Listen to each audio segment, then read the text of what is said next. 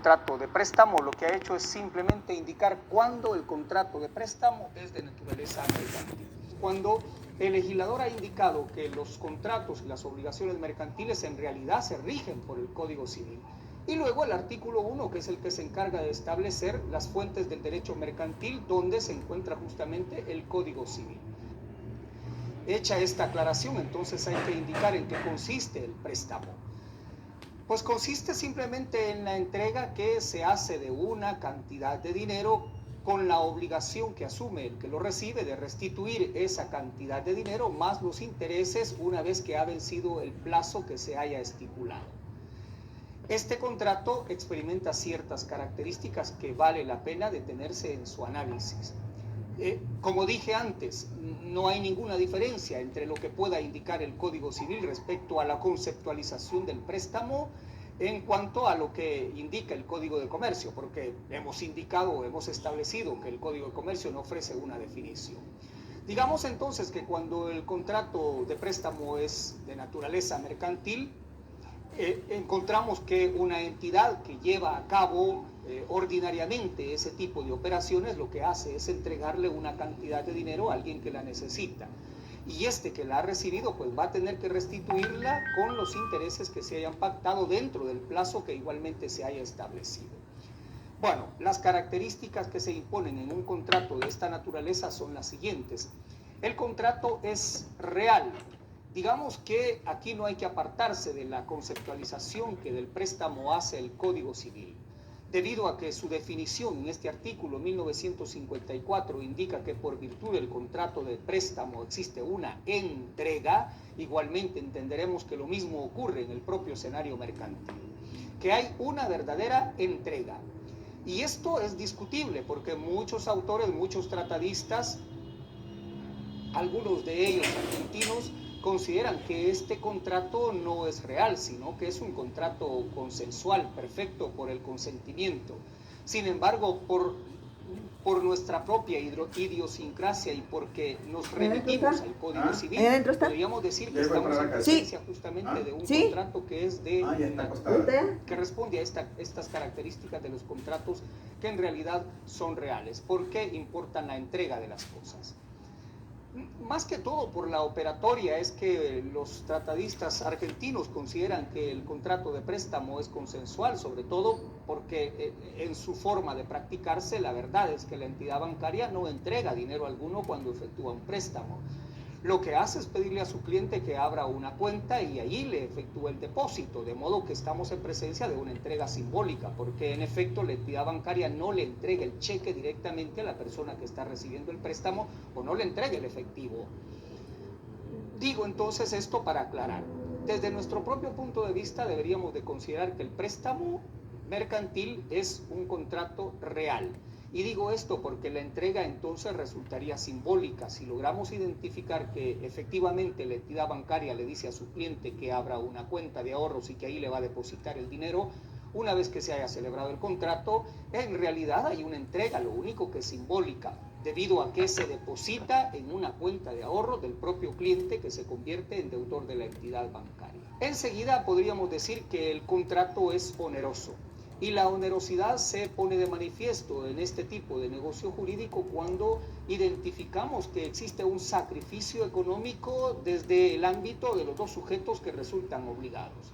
La entidad bancaria asume, por supuesto, la obligación de hacer la entrega. El contrato, digamos que lo que pone de manifiesto es que esta entidad va a tener que hacer un desembolso a fin de poder darle viabilidad al negocio jurídico que está celebrando, y el cliente que tendrá que hacer un sacrificio económico una vez que deba restituir esa cantidad de dinero pagando los intereses, cancelando igualmente los gastos que se hayan establecido al momento de contratar.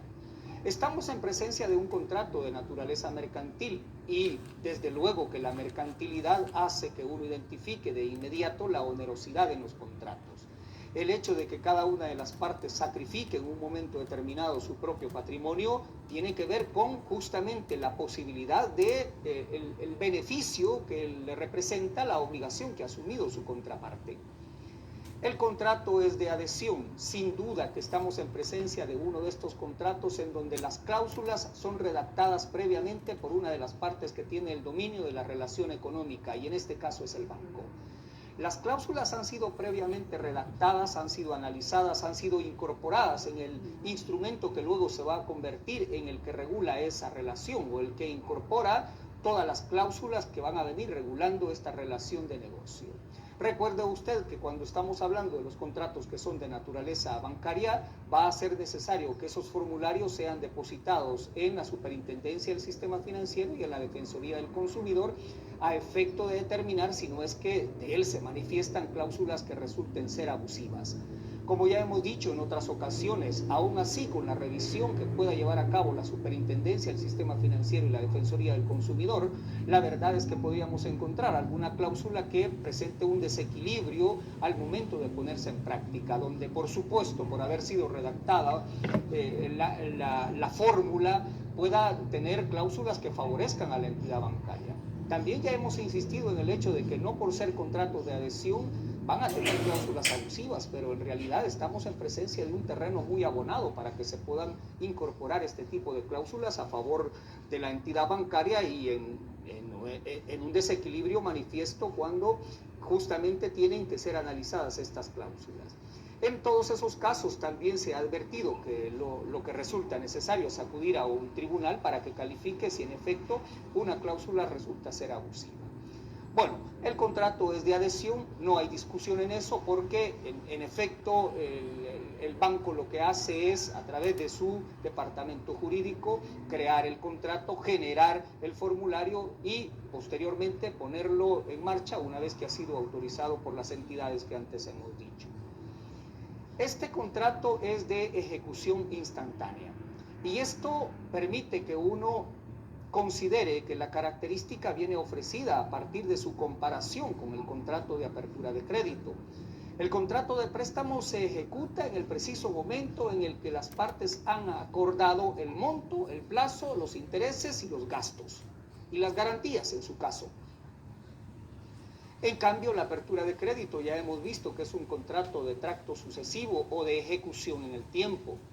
Digamos que en este escenario del propio contrato de préstamo vamos a advertir que una vez que se ha celebrado el negocio tendría que originarse la entrega de los fondos, aunque como ya hemos dicho puede ocurrir que la entidad bancaria, que es lo que ordinariamente ocurre, lo que hace es depositarle ese monto que corresponde al préstamo en una cuenta que el cliente ha tenido que abrir en esa entidad bancaria. Bueno, con eso digamos que están solventadas las características principales que se ponen de manifiesto en un contrato de préstamo bancario. Luego de eso resulta importante establecer la diferencia que este contrato tiene con la apertura de crédito. Las dos modalidades por virtud de las cuales los bancos llevan a cabo estas operaciones denominadas activas, en donde se colocan como acreedores, son esta del préstamo y las aperturas de crédito. De estas últimas ya nos hemos ocupado en las sesiones anteriores. Cuando el propósito es establecer esa diferencia que se identifica entre uno y otro negocio, lo importante es comenzar por los intereses. Y es que en el tema de los intereses hay una diferencia manifiesta a partir de que en el caso del préstamo, el cliente que ha tomado ese préstamo, el prestatario, entendemos que debe de pagar esos intereses desde el preciso momento en que haya, es decir, debe contabilizar esos intereses y debe de considerar que ha asumido una obligación de pagarlos desde el momento en que ha recibido los fondos. A diferencia de la apertura de crédito, en donde ya hemos logrado identificar que el cliente del banco, que es el acreditado, únicamente pagará intereses sobre aquellas cantidades de las que haya dispuesto. Diferencia importante entonces que tiene que ver con el tema de los intereses. Por otra parte, también resulta importante destacar que la diferencia también se pone de manifiesto cuando uno identifica la propiedad de los fondos. Es decir, ¿quién tiene la propiedad de los fondos en el préstamo y quién tiene la propiedad de los fondos en las aperturas de crédito? Observe usted que en las sesiones anteriores hemos visto que la apertura de crédito consiste en que la entidad bancaria lo que hace es poner un disponible a favor de su acreditado. Y esto implica que el dinero sigue estando en propiedad del banco, el dinero sigue estando con el banco, a diferencia del préstamo, donde el dinero pasa a ser del prestatario, pasa a ser del sujeto que ha experimentado que la entidad bancaria le autorizó un préstamo y que como consecuencia se lo ha depositado en una cuenta que él ha abierto en la propia entidad bancaria. El tema aquí es la propiedad, y en el caso del préstamo, la propiedad de los fondos son del propio prestatario, el que ha recibido el préstamo, el que ha contratado préstamo, el cliente del banco. Y en el caso de la apertura de crédito, la propiedad de los fondos sigue siendo de la entidad bancaria. Hay otro aspecto que también impone una diferencia en estos dos contratos, y es el hecho de que en el caso de la apertura de crédito, la entidad bancaria no sabe cuál será el momento oportuno en el que el cliente va a hacer uso de los fondos.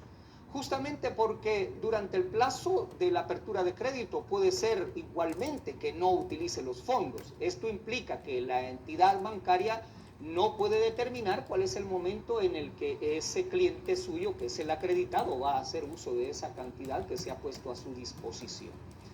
A diferencia del préstamo, en donde en efecto resulta posible identificar que desde el momento en que el banco entrega los fondos, ya sea de forma simbólica, depositándolos en la cuenta del propio cliente, o ya sea entregándoselos, digamos que el banco sí logra determinar que en ese momento el cliente está haciendo uso de los fondos porque los está recibiendo. Y es que el contrato de préstamo no resulta perfecto sino por la entrega, por la tradición, y la tradición transfiere el dominio, dice el artículo 1955 del Código Civil. De modo entonces que desde que se celebra el contrato, se hace la entrega, se lleva a cabo la tradición, el prestatario ha recibido la propiedad de ese dinero y como consecuencia el banco ha de considerar que ese cliente puede utilizar los fondos a partir de ese momento. Y el cuarto aspecto que pone un punto de diferencia entre estos dos contratos es el de la ejecución. Como lo dije en referencia a las características del contrato, el que ahora nos ocupa, que es este de préstamo, es un contrato de ejecución instantánea. Se perfecciona en el momento en que las partes acuerdan llevar a cabo el préstamo, con alguna excepción que luego voy a referirme a ella más adelante cuando indique las clases de préstamos que se pueden presentar. Entendamos entonces que el contrato de préstamo es de ejecución instantánea. En cambio, el contrato de apertura de crédito es de ejecución sucesiva. Se perfecciona en el tiempo a partir de que las partes van asumiendo obligaciones y van dando por extinguidas esas obligaciones que van asumiendo. Sobre todo en contratos como el de apertura de crédito en cuenta corriente, que ya lo hemos analizado conforme al artículo 1111 del Código de Comercio. Bueno, cuando hemos hablado entonces de las características y nos hemos ocupado particularmente de la diferenciación entre el contrato de préstamo y el de apertura de crédito, resulta importante destacar cuáles son las verdaderas obligaciones que se derivan de este contrato de préstamo. Y quizá resulte más importante referirse a la obligación que asume el prestatario, el cliente del banco, que usted sin duda ya la ha identificado y porque ha estudiado la figura desde el punto de vista civil, sabe que el prestatario está obligado a devolver la cantidad que haya recibido. Y porque igualmente esa cantidad tiene que ser devuelta con los intereses que se hayan pactado. Y en el caso de los préstamos que son de naturaleza bancaria, también se agrega el hecho de que hay que pagar los gastos que se hayan indicado al momento de establecerle la entidad bancaria una carga adicional a este prestatario. Sobre todo porque el banco lleva a cabo una gestión, lleva a cabo una labor para hacer un análisis del cliente que está solicitando el crédito. Bueno, ahora, la obligación que asume la entidad bancaria es la de entregar los fondos. Y aquí sí que hay una discusión importante porque uno podría determinar, Y este es un contrato en efecto bilateral o es unilateral. ¿Quién resulta ser el único obligado aquí? En efecto, son dos los obligados.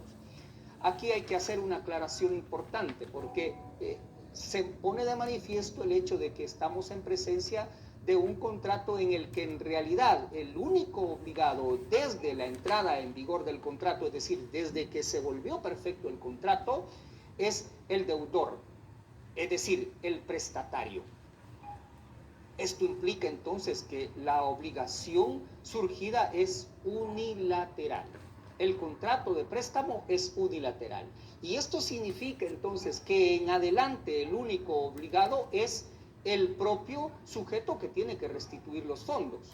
Sin embargo, hay que hacer una aclaración importantísima, porque puede ocurrir que estemos en presencia de un contrato de préstamo que admita que identifiquemos una obligación por parte del propio prestamista, por parte del propio banco, por parte de la propia entidad bancaria.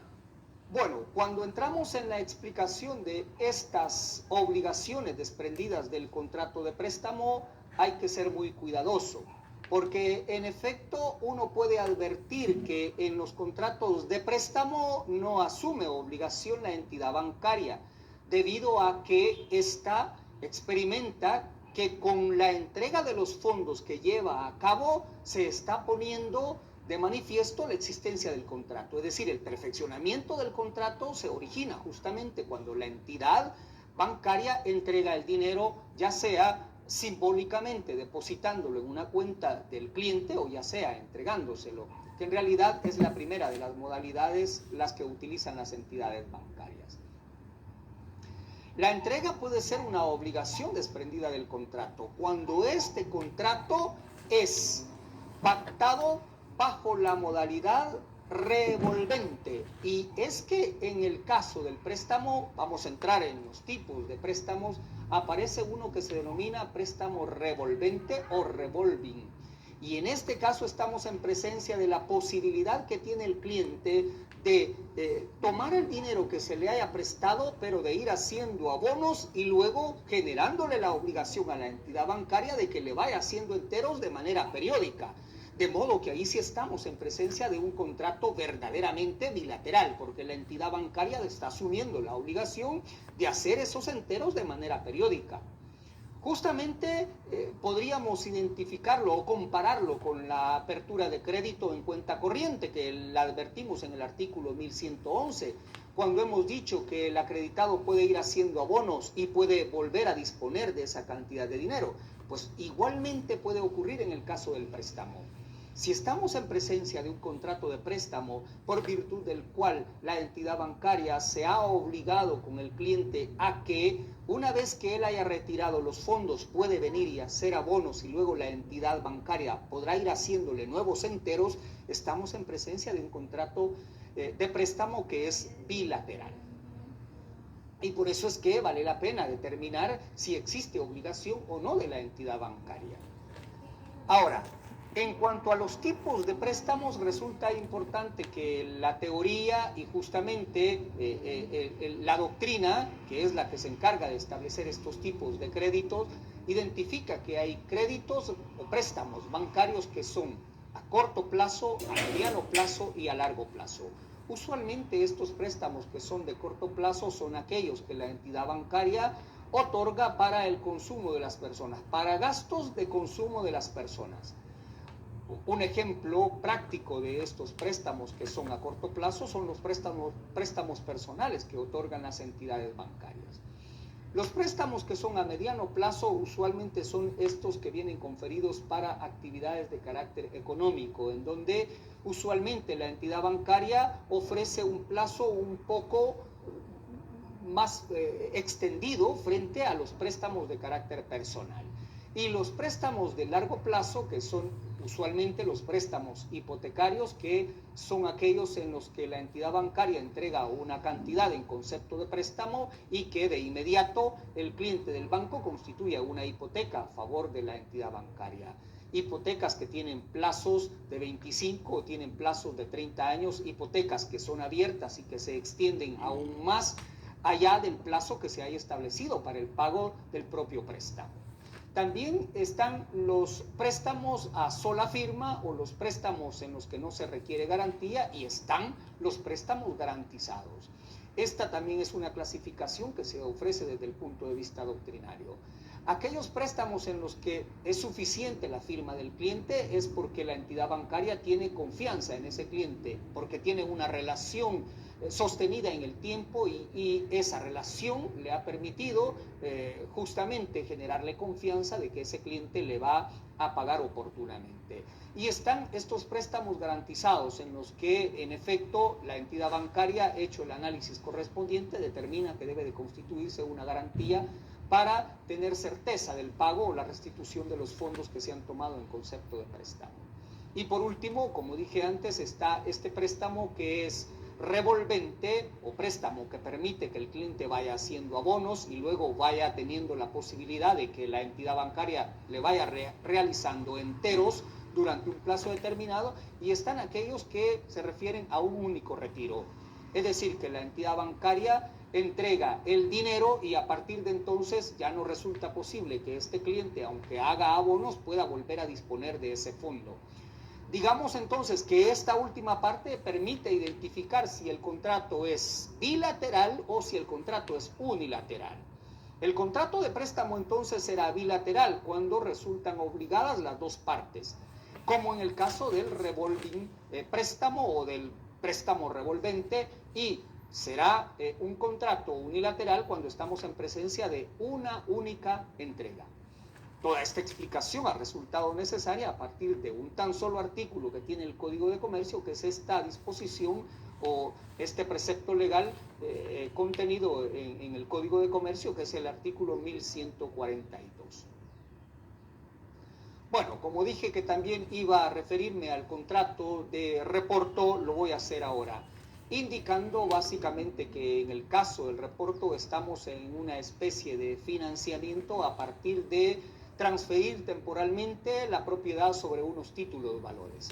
El artículo 1159, que es la disposición que inicialmente se ocupa de este contrato, manifiesta o expresa básicamente que estamos en presencia de una transferencia temporal que efectúa una persona a favor de otra de unos títulos de valores, con la posibilidad que ofrece el mismo artículo de advertir que este que ha transferido los títulos de valores lo va a volver a recuperar dentro de un plazo establecido, pagando un premio a quien se los haya tomado, a quien los haya adquirido.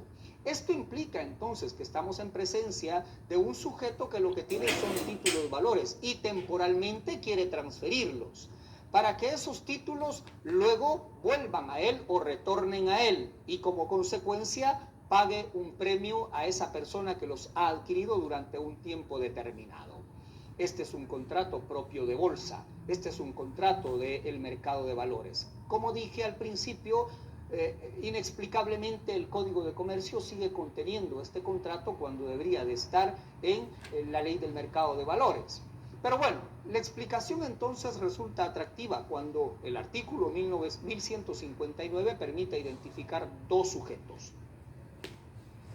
Por un lado está el reportador y por otro está el reportado.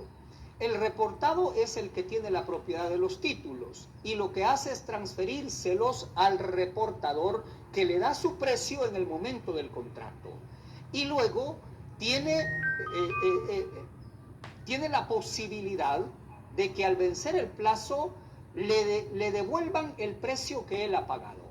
Esto significa entonces que uno puede entrar en la consideración de ¿y qué ganancia tiene el reportador al haber comprado unos títulos de valores, haber reportado unos títulos de valores por un monto determinado y que luego le devuelvan el monto que él pagó por esos títulos y él tenga que restituirle o devolverle los títulos al reportado?